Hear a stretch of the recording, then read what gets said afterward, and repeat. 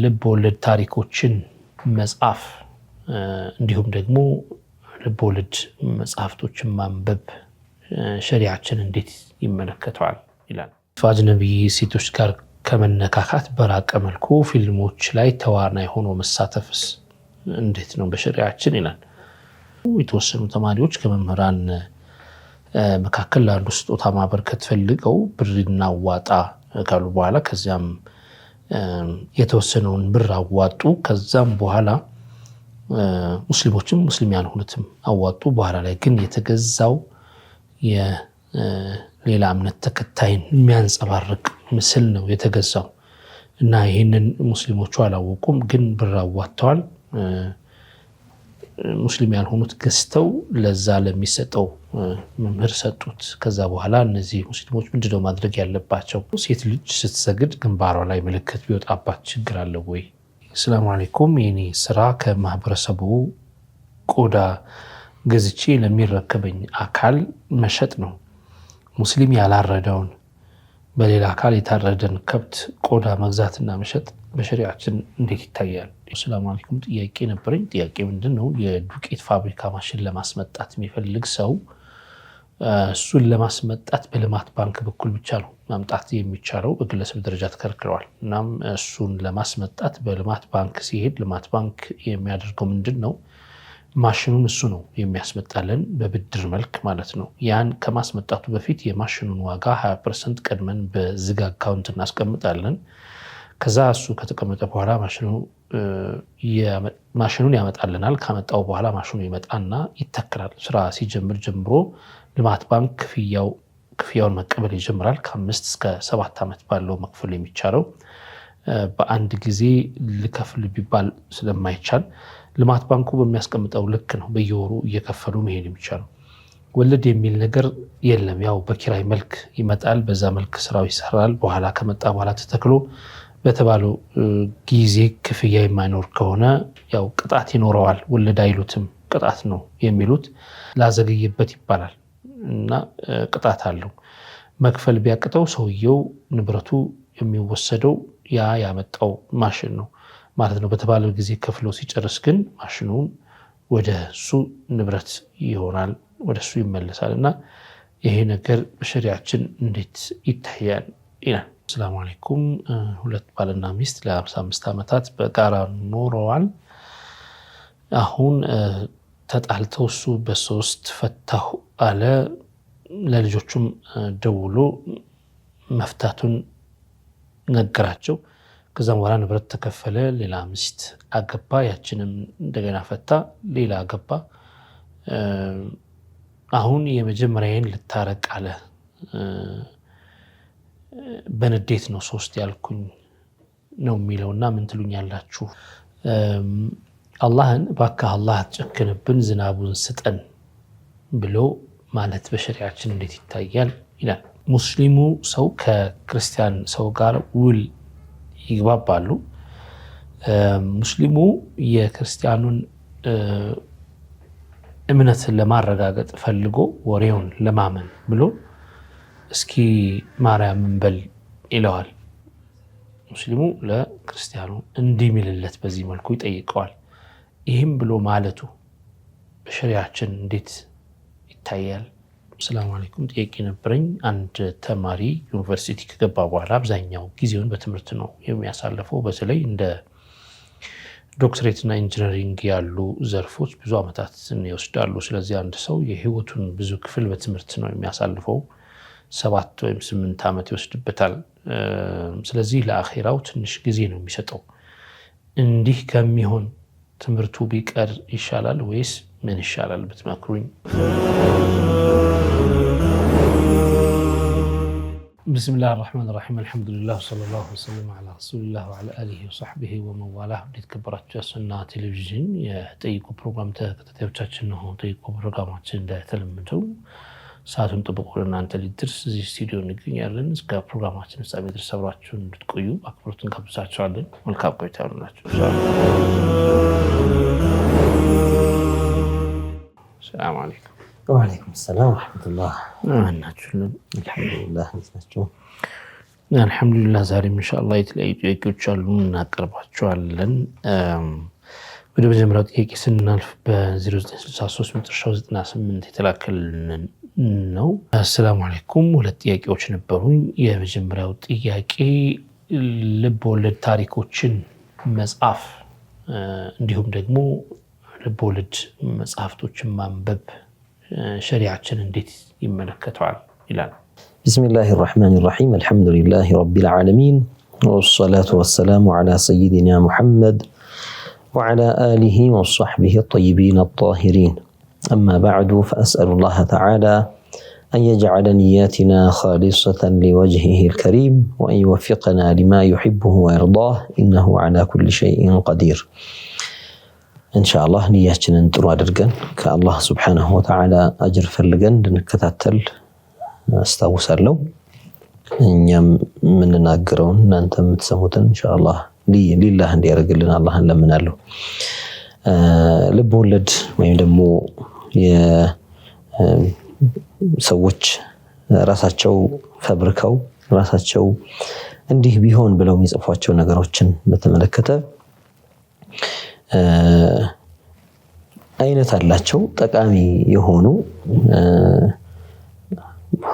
ሊሆኑ ይችላሉ ተብለው ወይ ደግሞ ይሄ ነባራዊ ዓለም ነጸብራቅ በሚል ያንን ማሳያ እንዲህ አይነት ነገሮች ይከሰታሉና እንዲህ ቢሆን ብሎ ጸሐፊው ድርሰቱን ሲጀምርም ሆነ ብሎ እየዋሸ ሳይሆን እንዲህ ቢሆን እያለ የሚያወራው ነገር ትምህርት አዘል ከሆነ መልእክት የሚያስተላልፍ ከሆነ ሰዎች ምናልባት ሐታ እያደረጉት ያለው ነገር እንኳን ሆኖ ነገር ግን ሲነገራቸውና ሲሰሙት የሚያጸይፈውን ህይወትም ያጸይፋል ብለው እንዲሸማቀቁና እንዲተውት መልካም የሆነውን እንዲበረታቱበት መልእክት የሚያስተላልፍ ወይም የሰዎችን ያሉበትን ሁኔታ የሚያሳይ ምክንያቱም ሰዎች በህይወታቸው ከብዙ ነገሮች ጋር ይገናኛሉ፣ ከብዙ አይነት ሰዎች ጋር ይገናኛሉና የሰዎችንም ስብዕና ቀድሞ ለመረዳት የአኗኗር ሁኔታንም ቀድሞ ለማወቅ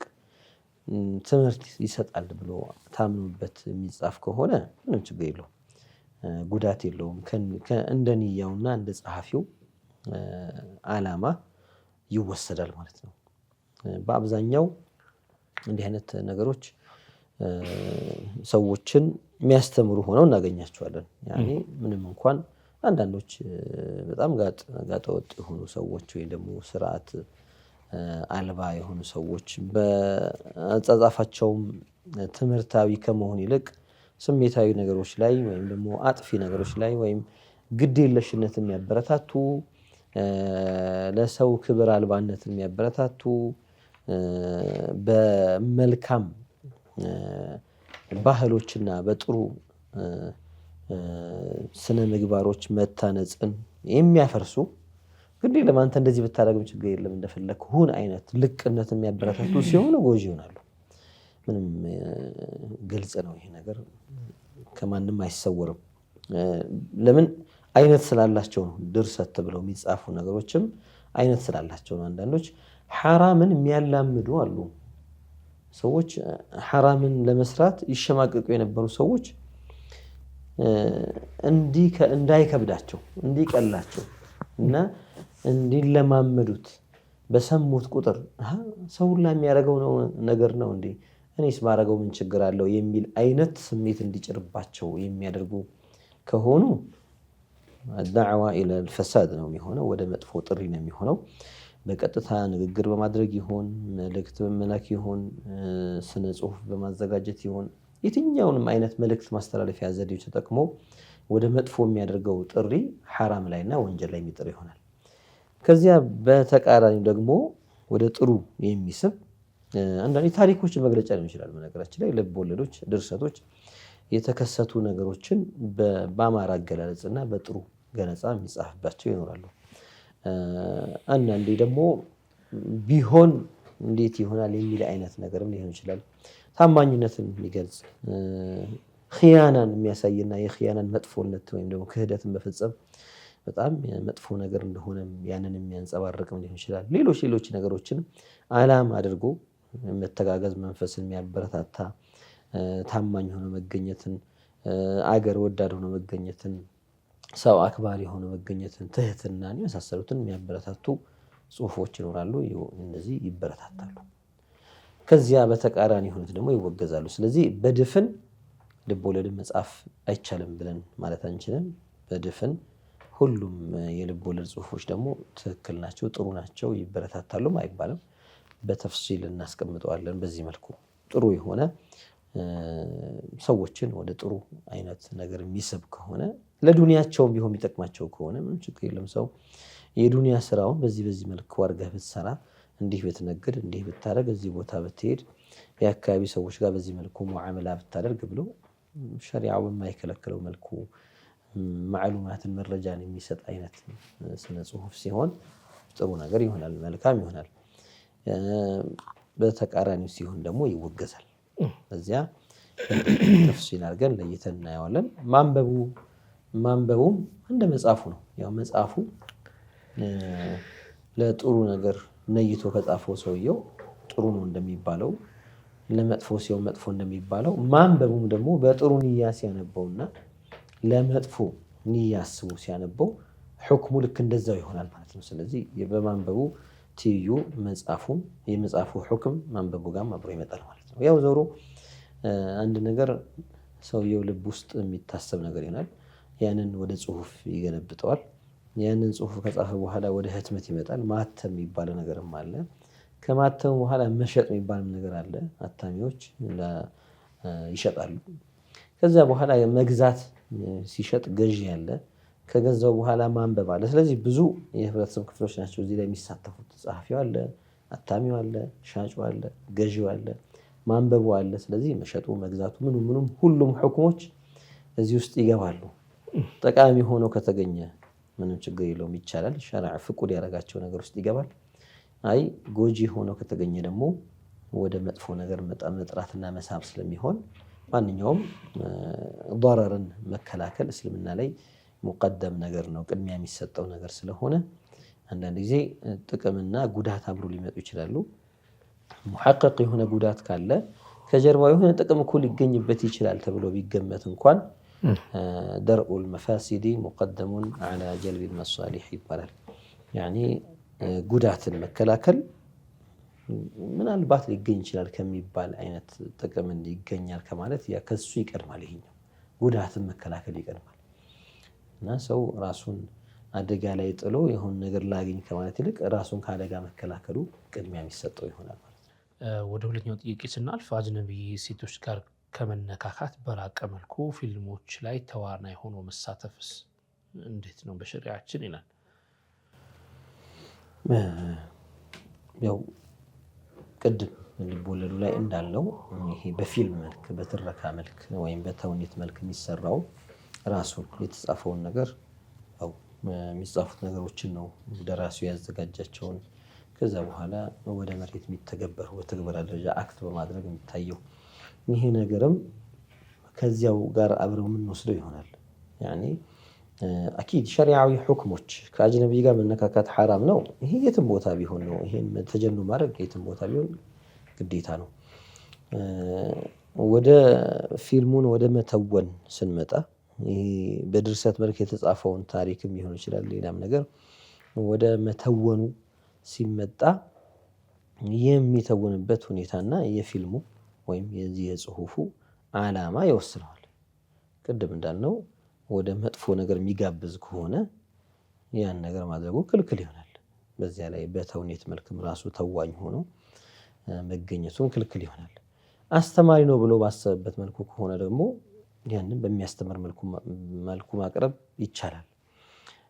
ዋናው ነገር አንዳንዴ ያልሆነን ነገር ሆነ ብሎ የሚያወራበት ቦታ ካለው ወይ ደግሞ ጥሩ ገጸ ባህሪ የሚጫወቱ አሉ፣ የመጥፎ ሰው ገጸ ባህሪ የሚጫወቱ ሰዎች አሉ እዛ ላይ እና የመጥፎ ሰው ገጸ ባህሪ ይዘው የሚሰሩ እዛ ቦታ ላይ የሚሰሩ ሰዎች ካሉ ምናልባት ያስተማሪነትን ሁኔታ ለማሳየት ይሄ ነገር ክፉ ነው የሚለውን ነገር ለማሳየት ሊተውኑ ይችላሉ።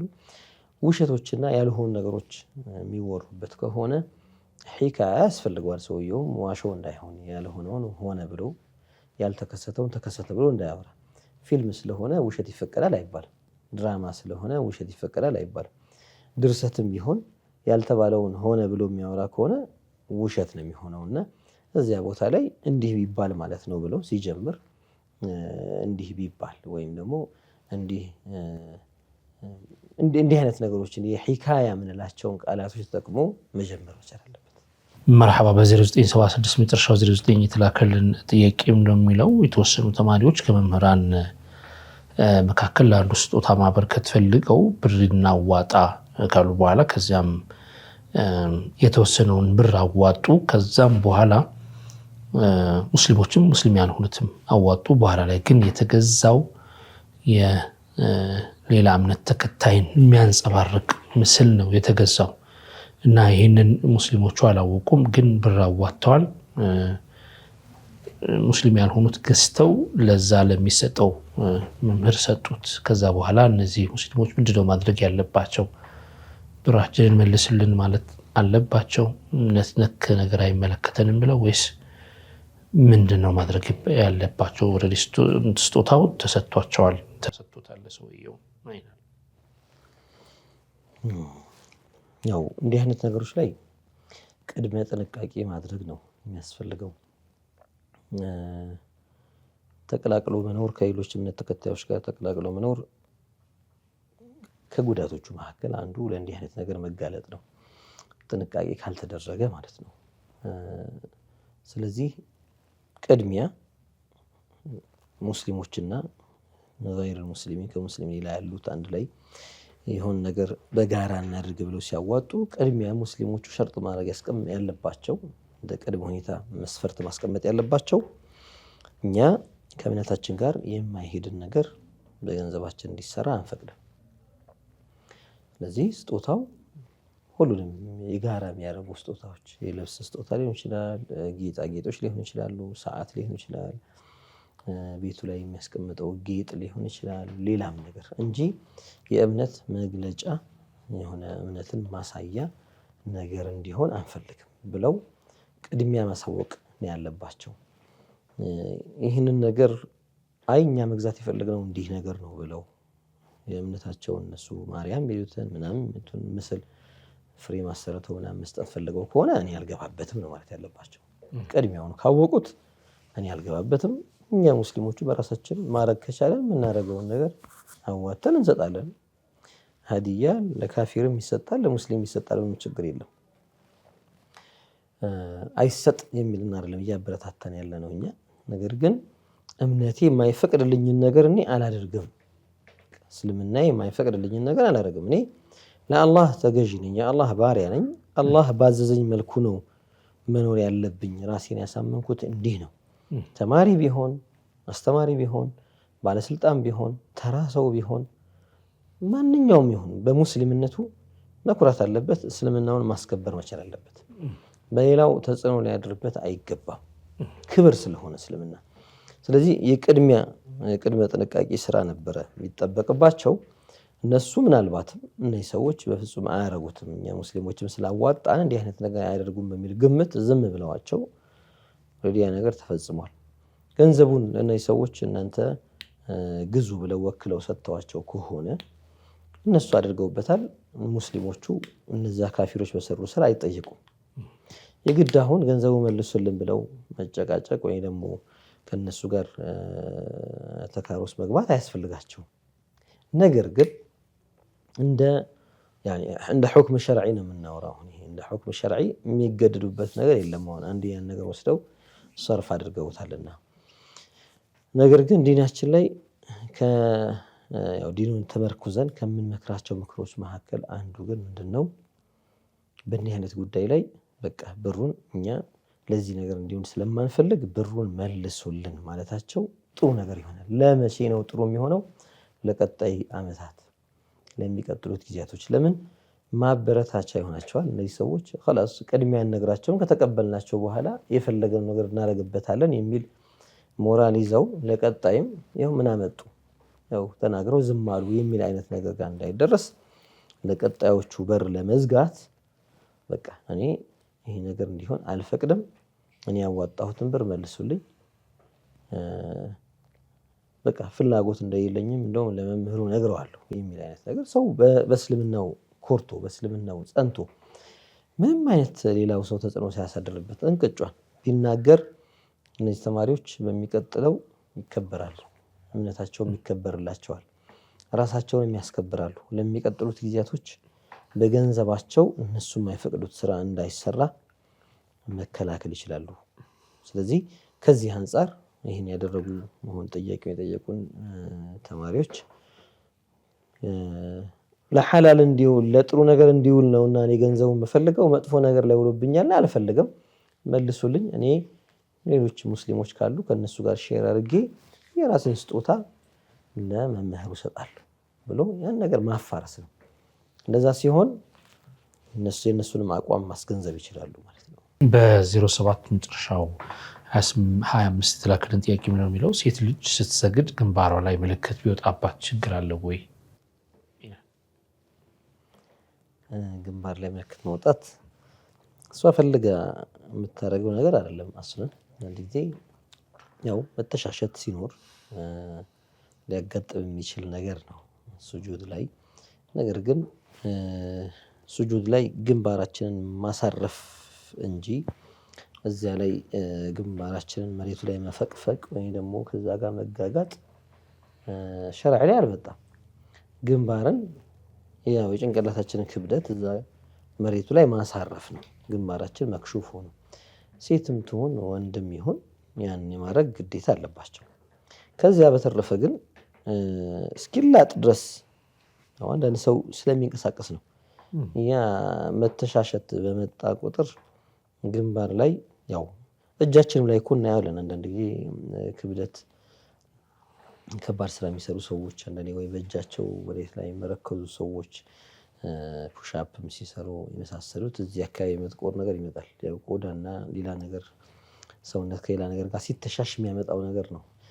ይህንን ነገር አይደለም በነገራችን ላይ ኑር የሚባለው። አንዳንዶች አቤት ኑሩ ይላሉ እዛ ላይ የጠቆረ ነገር ሲያዩ ማለት ነው። እና ኑር የሚባለው ሌላ በኸውፍ አላህን በመፍራት የሚሰጥ ለሙእሚን የሚሰጠው ፊቱ ላይ የሚታይ ብርሃን ነው። ጨለማ ሳይሆን ብርሃን ነው። ያኔ በተለይ ደግሞ አይናማ የሆኑ ሰዎች በደንብ የሚያዩት ነገር ነው የሚሆነው እነዚህ ሰዎች። እና ያን ሸሃዳ ለማስገኘት ብለው አንዳንዱ በጣም ይፈጋፈግ አለ ከእንትኑ ጋርና ይሄ ራሱን ምናልባትም የፊቱንም ውበትም ይቀይርበታል። ያኔ ጥቁረትም ያመጣበታል። እና ያ ነገር ሸርዕ ላይ የግድ በቃ ምስክር የሚሆነው ተፈላጊ ነገር ሆኖ የሚገኝ አይደለም። ነገር ግን በኖርማል ሱጁድ በጣም መፈቃፈቅ ሳይኖርም በኖርማል ሱጁድ ምናልባት የሆነ ምልክት ሊገኝ ይችላል። ሱጁድን በማብዛትም ሊሆን ይችላል። ብዙ ጊዜ እዛ ላይ በማሳረፉ ምክንያትም የሚመጣ ነገር ካለ ያንን ፈልጋ ወዳ የምታመጣው አይደለምና ወንድም ላይ ይውጣ ሴትም ላይ ይውጣ ይሄ ነገር ችግር የለውም። በ0937 መጨረሻው 24 የተላከልን ጥያቄ ሰላም አለይኩም፣ የኔ ስራ ከማህበረሰቡ ቆዳ ገዝቼ ለሚረከበኝ አካል መሸጥ ነው። ሙስሊም ያላረደውን በሌላ አካል የታረደን ከብት ቆዳ መግዛትና መሸጥ በሸሪዓችን እንዴት ይታያል? ቆዳ መግዛትና መሸጡ ቆዳው የሙዘካ የታረደ ከብት ሲሆን የታረደ በግ፣ ፍየል፣ ከብቶች፣ ግመሎች ሲሆን ቆዳው ጧሂር ነው የሚሆነው። የበከተ ሲሆን ካፊር ያረደው ያኒ የአላህን ስም ጠርቶ አላረደው ነሳራ ወይ ይሁዲ ኢነማ ያበከተው ሲሆን ነጂስ ነው የሚሆነው። ነጂስን ነገር መሸጥና መግዛት አይቻልም። በስጦታ መልክ ሊሰጠው ይችላል፣ ሊቀበል ይችላል በስጦታ መልክ። እሱም ተቀብሎ ለሌላ ሰው በስጦታ መልክ ሊያስተላልፍ ይችላል። መቼ ነው ጧሂር የሚሆነው? በደብግ ነው፣ በመፋቅ ነው። ቆዳው ሲፋቅ ጧሂር ይሆናል። ያኔ መሸጥ ይቻላል። መፋቅ የሚባለው ነገር ቆዳው ላይ የሚኖሩ ቆዳውን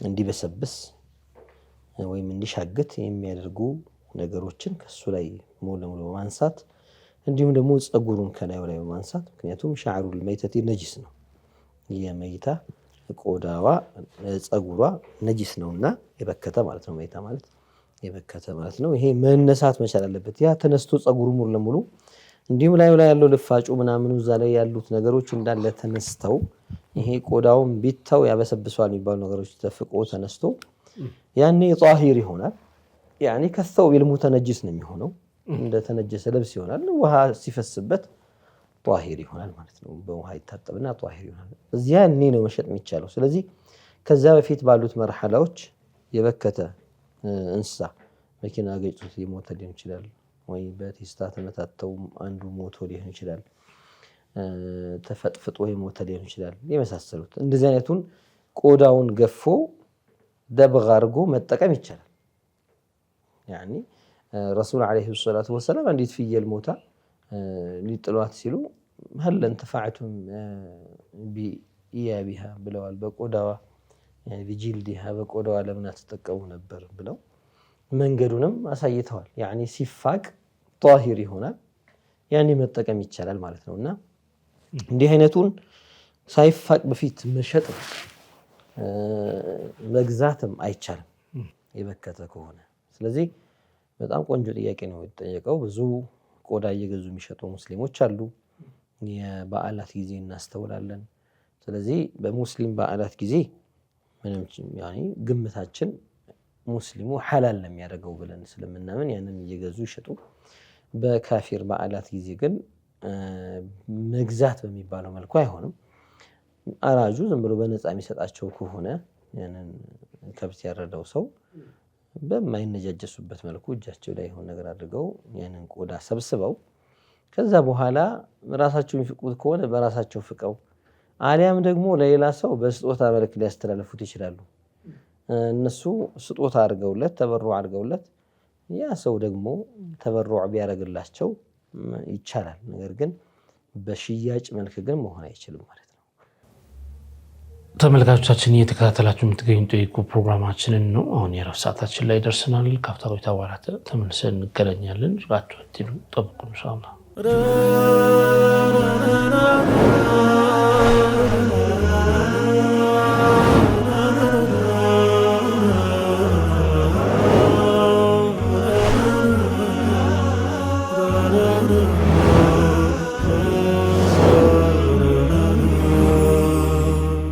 ተመሳሳይ ተመልካቾቻችን የምትከታተሉት ጠይቁ ፕሮግራማችንን ነው አሁን ከረፍት በኋላ ተገናኝተናል አሁንም ከኛ ጋር አሁን ኢንሻአላህ በ0946 መጨረሻው 84 የተላከልን ጥያቄ ትንሽ ረዘም ይላል ቢሆንም አነበዋለሁ ሰላም አለይኩም ጥያቄ ነበረኝ ጥያቄ ምንድነው የዱቄት ፋብሪካ ማሽን ለማስመጣት የሚፈልግ ሰው እሱን ለማስመጣት በልማት ባንክ በኩል ብቻ ነው ማምጣት የሚቻለው በግለሰብ ደረጃ ተከልክሏል እናም እሱን ለማስመጣት በልማት ባንክ ሲሄድ ልማት ባንክ የሚያደርገው ምንድነው ማሽኑን እሱ ነው የሚያስመጣልን በብድር መልክ ማለት ነው ያን ከማስመጣቱ በፊት የማሽኑን ዋጋ 20% ቀድመን በዝግ አካውንት እናስቀምጣለን ከዛ እሱ ከተቀመጠ በኋላ ማሽኑን ያመጣልናል ካመጣው በኋላ ማሽኑ ይመጣና ይተክላል ስራ ሲጀምር ጀምሮ ልማት ባንክ ክፍያውን መቀበል ይጀምራል ከ5 እስከ 7 አመት ባለው መክፈል የሚቻለው በአንድ ጊዜ ልከፍል ቢባል ስለማይቻል ልማት ባንኩ በሚያስቀምጠው ልክ ነው በየወሩ እየከፈሉ መሄድ የሚቻለው ወለድ የሚል ነገር የለም ያው በኪራይ መልክ ይመጣል በዛ መልክ ስራው ይሰራል በኋላ ከመጣ በኋላ ተተክሎ በተባለው ጊዜ ክፍያ የማይኖር ከሆነ ያው ቅጣት ይኖረዋል ወለድ አይሉትም ቅጣት ነው የሚሉት ላዘገየበት ይባላል እና ቅጣት አለው መክፈል ቢያቅተው ሰውየው ንብረቱ የሚወሰደው ያ ያመጣው ማሽን ነው ማለት ነው በተባለው ጊዜ ከፍሎ ሲጨርስ ግን ማሽኑን ወደሱ ንብረት ይሆናል ወደሱ ይመለሳልና ይሄ ነገር በሸሪዓችን እንዴት ይታያል ይላል ግብይት ሙዓመላ ነው ብለን ከወሰድ ነው ትንሽ የተምታቱ ነገሮች አሉበት ያኒ ብድር የሚመስል ኪራይ የሚመስል እንደገና ደግሞ ሽያጭ የሚመስል ሶስቱም ነገሮች በአንድ ላይ ያሉበት ነገር ነው መለየት አለበት እንደ ሙዓመላ መለየት አለበት ምናልባት ቀጥታ ይህንን አሰራር ማያበላሹ በሸርጥ መልክ ቢቀመጡ ችግር የለባቸው የሚባሉ ተቀባይነት የሚኖራቸው ወይ ማያበላሹ ብለን የምንወስዳቸው ነገሮች ሊጠቀሱ ይችላሉ። ይህ አሰራር እየገዛው እንደሆነም በማይታወቅበት መልኩ ገንዘብ ማጠራቀም አለበት ይባላል። ከዚያ ባሻገር ደግሞ ማሽኑ መጥቶ ከተገጠመ በኋላ ደግሞ ያንተነቱ ገና አልተረጋገጠም። ልክ እንደ ኪራይ አስበውና በዚህ በወሰንልህ ጊዜ ደግሞ ገንዘብ መክፈል አለበት የሚል ገደብ ይቀመጥበታል። ያንን ካልከፈለ ደግሞ የመጨመር እንደገና ደግሞ ህግ አለ ደግሞ ቅጣት በሚባል መልኩ ገንዘብ ይጨምርበታል። ከፍሎ ከጨረሰ ከተሳካለት ያንተ ነው ሊባል ነው። ከፍሎ ካልጨረሰና አቃተኝ ካለ ደግሞ ሊወሰድበት ነው። ከዛ በፊት ያደረገው እንዳለ እንግዲህ ኢልጋ ነው የሚደረገው።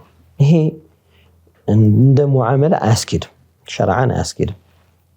ባይሆን ሌላ አማራጭ የለምና ይሄው ነው የሚሉ ሰዎች እንደ ሐቂቃ የሰዎች ሁሉ ጊዜ ማሽን የሚገዙት በብድር አይደለም። አቅም የሌለው ሰው ነው ወደ ብድር የሚገባው እንጂ ሙሉውን ማሽን ማስመጣት አቅም ያለው ሰው በየትኛውም መልኩ ይሄድ በባንክ በኩል ማሰራት ያለበትን ነገር አሰርቶ ሙሉውን ክፍያ ከፍሎ ሊያስመጣ ይችላል። አይ እኔ ብድር ውስጥ ገባለሁ ያለ ሰው ምትገባ ከሆነ ሸሪዓዊ ህግን ጠብቀህ ግባ። ግብይት ላይ ሸሪዓዊ ህግን መጠበቅ ግድ እንደሚሆነው ብድር ላይም እንደዛው። ምናልባት አሁን ያለውን ነገር እንዴት አድርገን ብናስተካክለው ነው ሸሪዓው ወደሚፈቅደው አቅጣጫ ማምጣት ምንችለው? በልማት ባንክ በኩል እኔ ስለሌለኝ እኔ የሚኖረኝ ትንሽ ገንዘብ ነው። ነገር ግን ስራውን ፈልገዋለሁ። የዱቄት ማሽን ማስመጣት ፈልጋለሁ። ሊያግዘኝ የሚችለው ግለሰብን አበድረኝ ብለው አያበድረኝም። ሊያበድረኝ የሚችለው ልማት ባንክ ነው። ልማት ላይ ስለሆነ እየሰራሁ ያለሁት ሀገር ግንባታ ጭምር ነው። ይሄ የኢኮኖሚውን የማሳደግ ወይም ደግሞ ሀገሪቷን የሚገነባ ትንሽም ቢሆን ተሳትፎ የሚያደርግ ነገር ስለሆነ እሺ፣ ይሄን አካሄድ ለማስተካከል መጀመሪያ ይሄ 20% ቁጠባ ቁጠባ በዝግ አካውንት የሚባለውን ነገር እሱ በራሱ ፍላጎት የሚያጠራቅመው ገንዘብ አድርጎ ይወሰደው። እኔ አልፈልገውም፣ ለጊዜው እናንተ ጋር በአማና መልክ ይቀመጥልኝ ይሄ ብሎ 20%ን በፈጅበት ጊዜ ፍጅበት ያንን ያጠራቅም። 20% ምን ያህል ገንዘብ ይሆናል እንበል? ማሽኑ 500 ሚሊዮን ብር የሚፈጅ ማሽን ቢሆን 20% ይሄን ያክል ነው ቢባል 500 ሚሊዮን ካልን 20% በሚሊዮኖች የሚሆነው ጥርጥር የለውም። ያኔ ይሄን ያክል ሚሊዮን ብር ነው ተብሎ ይወሰድና 35 ሚሊዮን ብርም ይሁን እንደዛ አካባቢ ይህችኛዋን እኔ አስቀምጣታለሁ። ከዛ በኋላ በራሴ ፍላጎት ማጠራቀሙ ነገር ነው ብዬ አስቤ አስቀምጣለሁ። የሆነው ያክል ይሁን ይሄን ያክል ሚሊዮን ብር ነው ያስቀምጣለሁ። ኦኬ፣ ካስቀመጥኩኝ በኋላ ሁለተኛው ስቴፕ የሚሆነው ከድርጅቱ ጋር የግዢ ውል መዋዋል ነው። ብር አበድረኝ ከሚል ውል ይልቅ የግዢ ውል መዋዋል ነው። ማሽኑን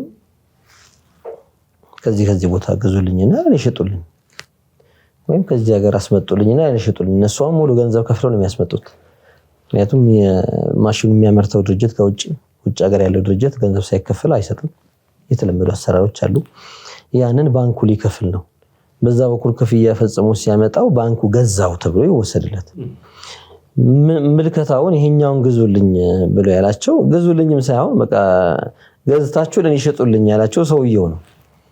የማሽኑን አይነት ምኑ መርጦላቸው እነሱ ግን ገዝተው በበራቸው ይሸጡለታል። ኦኬ፣ ሲሸጡለት እናንተ ጋር የነበረኝን ይሄን ያክል ሚሊዮን ብር مثلا እናንተ ጋር የነበረኝን ይሄን ያክል ሚሊዮን ብር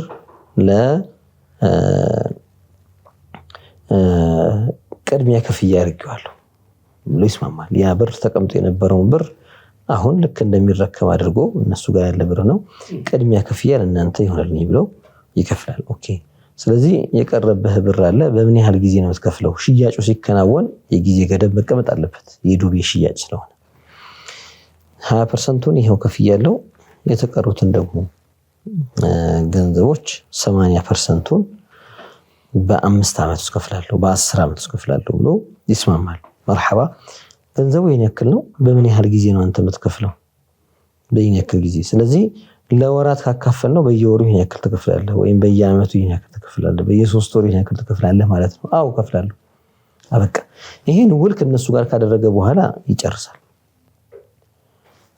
አሁን ግዢን የተከናወነው በሸሪዓ ከነሱ ገዝቷቸዋል እንጂ አሁን ኪራይ ምናምን በሚባል አይደለም ሰዎቹ በዚህ መልኩ ከማኔጀሩ ጋር የሚሆን ከኃላፊው ጋር በቃ እኔ ይሄንን ማሽን በ500 ሚሊዮን ብር ገዝቻቸዋለሁ መጀመሪያ እናንተ ጋር የነበረኝን 30 ሚሊዮን 40 ሚሊዮን ብቻ ያለውን ይሄንን ገንዘብ ወይ 25 ሚሊዮን ሊሆን ይችላል ይሄንን ገንዘብ ለእናንተ ቅድሚያ ከፍያ አድርጌ ሰጥቻለሁ የቅድሚያ ከፍያውን የተረፈውን ደግሞ በ10 አመት ከፍ ጨርሳለሁ መከፍለው በየወሩ ይሄን ያክል ብር ነው ተስማማን አው ተስማማን እነሱ ወረቀት ላይ ምናምን ላይ የሚያሰፍሯቸው ነገሮች ይኖራሉ ቅጣት ምናምን የሚለውን ነገር እሱ ውሉን በአፍ በቃል ደረጃ ስለጨረሰ ያን ወረቀት አምጥተው ፈርም ይሉታል ይፈርማል ወረቀቱ ላይ አንዳንድ ነገሮች ይኖራሉ እሱ ፊርማውን ኸጡን ለማሳረፍ ለመጀረብ ለመሞከርም ብሎ ሊፈርም ይችላል ከዛ በኋላ እነሱ አልከፈልክም ቅጣት ካሉት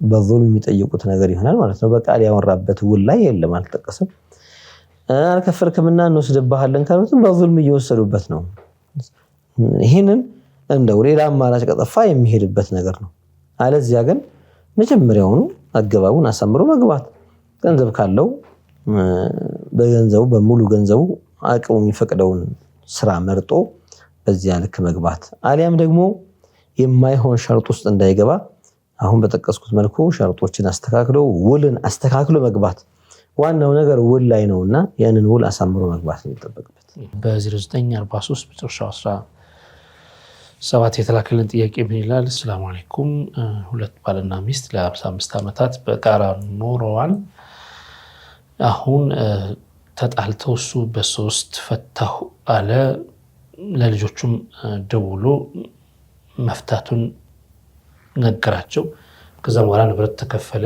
ሌላ ሚስት አገባ ያችንም እንደገና ፈታ ሌላ አገባ አሁን የመጀመሪያዬን ልታረቅ አለ በንዴት ነው 3 ያልኩኝ ነው የሚለውና ምን ትሉኛላችሁ ልጆችም ለማገናኘት ጥረት ያደርጋሉ ይላል ጥያቄው በ3 የተፈታች ሚስት ከዚህ በፊት በተደጋጋሚ ሚንሳ ጥያቄ ነው እሱ ስላገባና ስለፈታ እሷ ሳታገባና ሳትፈታ ወደሱ መመለስ አትችልም 5 ሸርጦች ሳይሟሉ መመለስ አይቻልምና ልጆች እንዲመላለሱ ማግባባት ወይም ደግሞ ማቀራረብ የሚችሉት ሸርጡን አሟልተው ነው ያኔ እናትና አባት እንዲመለሱ እንፈልጋለን ወደ ትዳር ለልጆችም ለቤተሰብም ጥሩ ነው መልካም ነው ከሚል እይታ አንፃር ካዩት እነሱም ያው ዲኑ በሚያዘው እስልምናው በሚያዘው ተገድቦ መሆን አለባቸው እንጂ ፍላጎታቸውን ብቻ ለማሳካት ወይም ደግሞ የአባትን ፍላጎት ብቻ ለማሳካት እኔ ከወጥቼ አግብቼ መጥቻለሁ በሚል አይሆንም እሱ ወጥቶ ማግባቱ አስለን ሸርጥ አይደለም የሷ ነው የሚታየው እሱ በ3 የፈታት ሚስት እሷ ነች ከሱ ከተፈታች በኋላ ዒዳዋን ጨርሳ ሌላ ባል አግብታ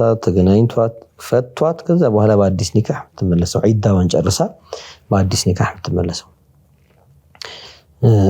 በፍላጎቷ ማለት ነው ይሄን ነው ፍቃዷ ፍላጎቷ የወላጆች ምንድነው የልጆች መሐል ላይ የማቀራረብና ሁለቱ ተመልሰው ወደ ትዳር እንዲመለሱ የማድረግ ሂደት የሚጀመረው ይሄን ነው ከዚያ በፊት ባለው ግን አሁን ባላችሁበት ተመለሱ በቃ እሱ ወጥቶ መጥቷል ተጽቷል ተናዶ ነው ምናምን የሚለው አይሆንም በተደጋጋሚ ተናገር ያለው ድርስ ላይ እዚሁ ፕሮግራሞቻችን ላይ ጠይቁ ላይም ተነስቷል ንዴት ዑዝር አይደለም በቃ ተናዶ ነውና ይታለፍ አይባልም ፍቺ ላይ አብዛኛው ሰው ሚስቱ የሚፈታው ተናዶ ነው አብዛኛው አንዳንዴ ከንዴት ውጪ ሆነው ተማምነው የሚፋቱም ይኖራሉ እኔ እናንተ ነገር ሊሆን አልቻለም ታውቃለህ ይሄ እንዲሆነ ባንተ በኩል ያለ ነገር በእኔ በኩል ያለ ነገር አንዳንዴ የቤተሰብ ጉዳይ አንዳንዴ በጉዞ ምክንያት በቃ አብረን አንድ ሀገር ላይ መኖር አንችልም እኔ ሐቅህ ልሰጥ አንተ መሰጠኝ አትችልም በቃ እውነትህ ነው ተባብለው የሚፋቱም ይኖራሉ በአብዛኛው ግን ጥያቄዎች የሚመጡት በአብዛኛው ክስተቱ የሚከሰተው ግን የጠላቅ ጉዳይ በንዴት ነው።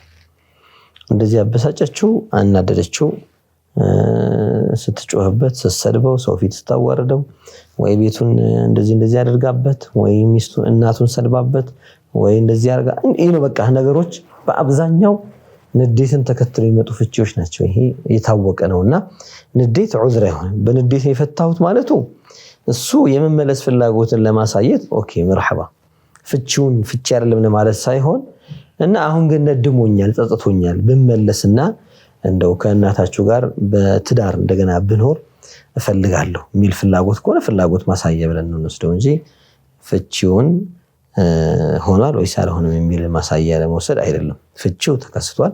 ስለዚህ በሶስት ነው የጨረሰው። እንዲመለሱ ከፈለገው ቅድም የጠቀሱትን ቅድመ ሁኔታዎች ያሟሉና ይመለሳሉ። መርሐባ በ939 መጨረሻው 32 የተላከልን ደግሞ ምን ይላል? አላህን ባካህ አላህ አትጨክንብን ዝናቡን ስጠን ብሎ ማለት በሸሪዓችን እንዴት ይታያል ይላል። ያኒ ሰዎች አለመጨከን የሚለውን በርህራሄ በእዝነት ሊፈስሩት ይችላሉ። ያኒ መጨከን የሚለውን ደግሞ እዝነትን አትንፈገን፣ ያኒ እዝነትን መንፈግን መጨከን በሚል ሊገልጹት ይችላሉ። ረሕመትን መንፈግን አላህ ለሻው ረሕመት ያደርጋል፣ ለሻው ደግሞ ረሕመት አያደርግም፣ ይቀጠዋል፣ በላኡን ያወርድበታል። በዚህ መልኩ ከሆነ ምንም ችግር የለውም።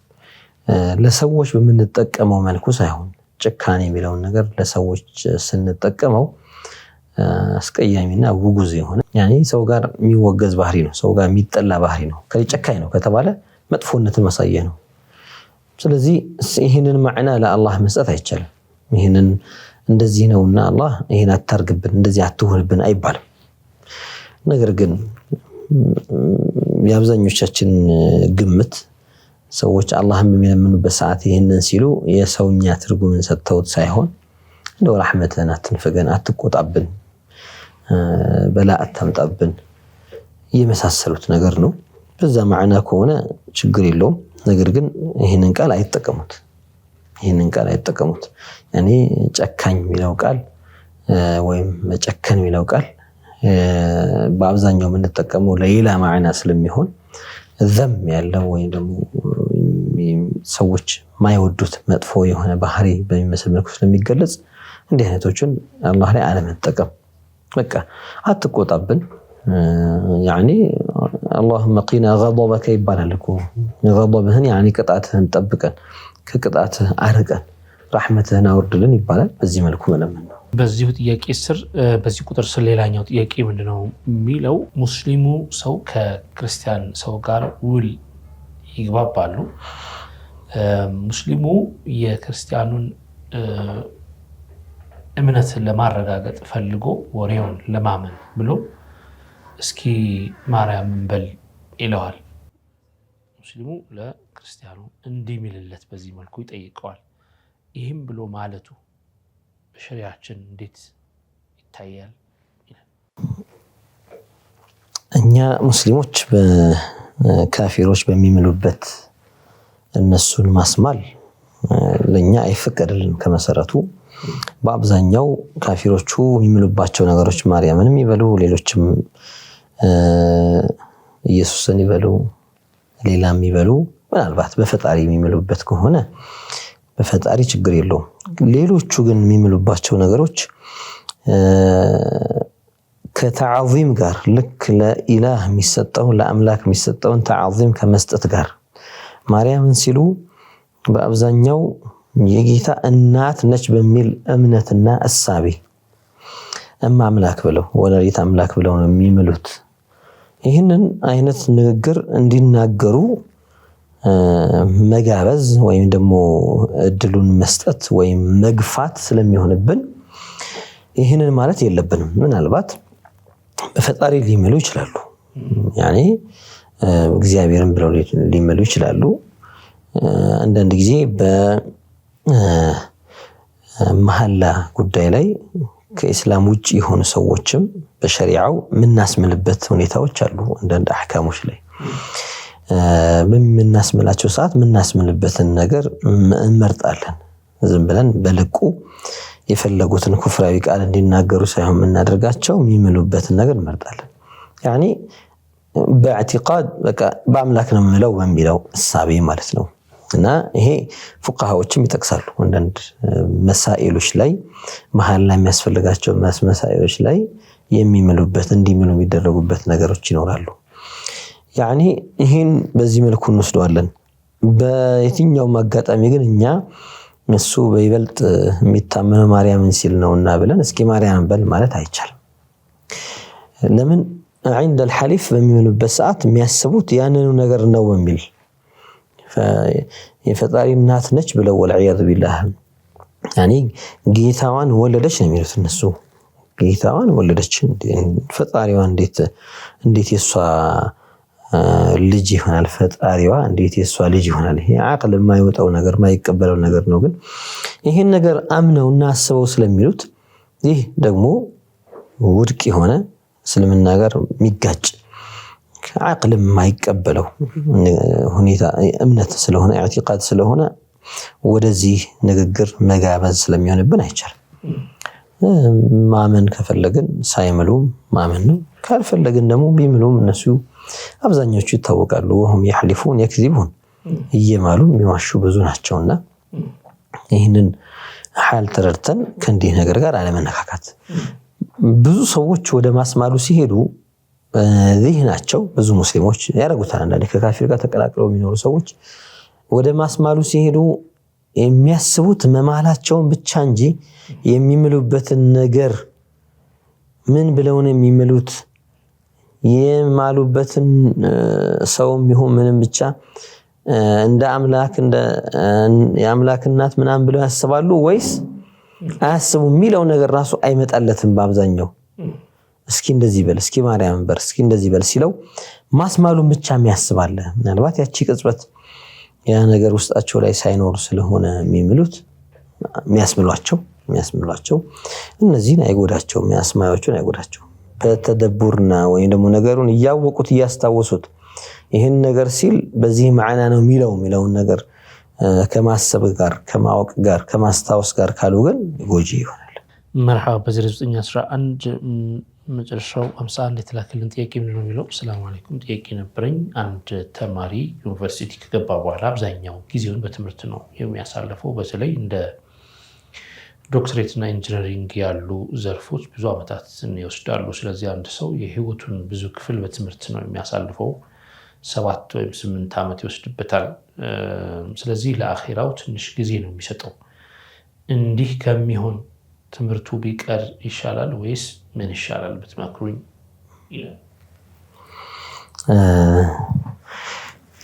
ሁለቱንም አንድ ላይ ጀማዕ ማድረግ የሚቻልበት ሁኔታ አለ። የዲኑንም የዱንያውንም ትምህርት ምንም እንኳን አብዛኛውን ጊዜ እዛው ግቢ ውስጥ ሆኖ የሚያሳልፈው ቢሆንም እዛም ሆኖ ዲኑን የመማር ዲኑን የመተግበር ዲኑን የማስተማር እድሎች አሉ። በአብዛኛው እኛ የምናውቃቸውም ዩኒቨርሲቲዎች ውስጥ የሚማሩ የሚያስተምሩም ጭምር ከዚያው ካለው የዩኒቨርሲቲ ማህበረሰብ ጋር የዲናቸውን እየተማሩም እያስተማሩ እየሰገዱም ኢህቲፋሎችንም እስላማዊ በዓሎችንም እያከበሩ ዲናቸውን ሳይለቁ በዚህኛው በኩል ደግሞ ዱንያቸውን ይዘው የሚሄዱ አሉ። አንድ ማስታወስ ያለብን እዚህ ላይ ሕክምናም ሆነ ኢንጂነሪንግ ወይም ምህንድስና ወይም ሌሎቹ ወሳኝ የሆኑ ትምህርቶች ፈርድ ኪፋኢ ውስጥ የሚመደቡ ናቸው። ያኒ ጠቢቦች መኖር አለባቸው ለህብረተሰቡ ሕክምናን የሕክምና አገልግሎት የሚሰጡ ሰዎች መኖር አለባቸው። ህብረተሰቡን በቤት ግንባታና በምህንድስና ስራ መንገዶች በመዘርጋት መሳሰሉት ጥቅም ወይም አገልግሎት የሚሰጡ ይህንን ዕውቀት ያዳበሩ መሐንዲሶች፣ ግንበኞች፣ የእንጨት ስራ ባለሙያዎች፣ የብረት ስራ ባለሙያዎች ያስፈልጋሉ። ቤት ግንባታውን ገንቢ ይገነባዋል፣ በሩን ደግሞ አናጺ ይሰራዋል። ቤት ያለ በር ለአደጋ መጋለጥ ነውና እነዚህ ነገሮች ራሳቸው በሱናነት ወይም በትርፍነት በሙባህነት የሚታዩ ሳይሆኑ እስከ ፈርድ ኪፋያ ጋር የሚደርሱ ናቸው። ለምን ለኑሮ አስፈላጊ ነገሮች ስለሆኑ ማለት ነውና ይሄንን በማሰብ ሰው ሲማርም ትምህርቱን ኢንሻአላህ ፈርድ ኪፋያ የሆነውን ነገር ለመሙላት እማራለሁ ብለው ህክምናን ቢያጠና ምህንድስናን ቢያጠና የሙያ ትምህርቶችን ለሰው በጣም አስፈላጊ ሆኑ። ትርፍ ነገሮች አይደለም የምናወራው፣ ዋና ነገሮችን ነው የምናወራው። አሁን ትርፎች ብዙ ነገሮች አሉ። ቢኖሩ ማይጠቅሙ ባይኖሩ ማይጎዱ ቢኖሩ ደግሞ ብዙ ጥቅማቸው የጎላ ያልሆኑ ነገሮች አሉ።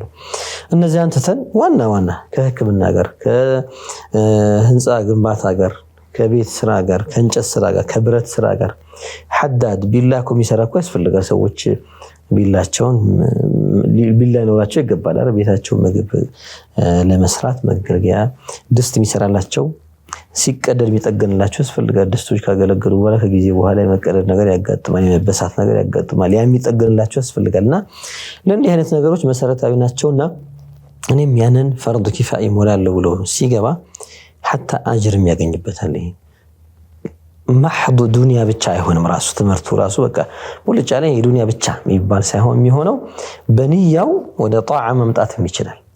ስለዚህ ረጅም ጊዜ ቢወስድበትም እነዚህን ንያዎች ውስጡ ላይ ኢስቲህባር በማድረግ ጎን ለጎን ደግሞ ማህዱ አምር ዲኒ የሆኑት ነገሮች ደግሞ እንደዚህ በመተግበር በሶላቱም በጾሙም በዒባዳውም በዳዕዋውም በመማሩም በማስተማሩም ላይ መሳተፍ ይቻላልና ቢቀር ይሻላል አይባልም።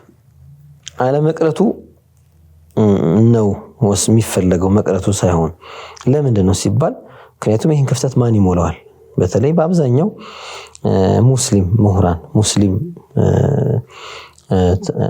በእውቀት የዳበረ አቅም ከጎደለን ካነሰን ጉዳቱ እኛኑ ነው የሚጎዳን፣ ሙስሊሞች ላይ ነው ጉዳት የሚያመጣው።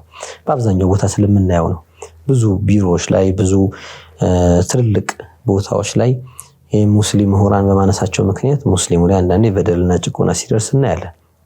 በቃ ሆን ተብሎ የሚደረግ ጥቃትም ይኖራል። አንዳንዴ ሙስሊም ስለሆነ ብቻ ሙስሊሞች እዛ ቦታ ላይ ቁልፍ ሚና የሚጫወቱ ቢሆኑ ግን ለሙስሊሙ አቅም መስጠት ነውና እነዚህ ነገሮች በፍጹም መቅረት የለባቸውም። እንዲያውም ሙስሊሙ ወደ ትምህርት ይገባው ወደ ዩኒቨርሲቲ ተቀላቀለው እማራለሁ ሊመጣው ሞራሉን በደንብ አጠናክሮ መማር ያለበት። مرحبا እንግዲህ ለክትል ከሰዓት አንፃር ለዚህ ናቸው ያዝናቸው። ኢንሻአላህ በቀጣይ ሌሎች ይዘን እንመጣለን። ለሰጣችሁ ማብራሪያ ባረካላሁ። የተከበራችሁና የተወዳችሁ ተመልካቾቻችን እየተከታተላችሁ የነበራችሁ ጠይቁ ፕሮግራማችን እኔን መስል ነበር። የተለያዩ ጥያቄዎችን ወደኛ ልካችሁ በዚህ መልኩ አስተናግደናል።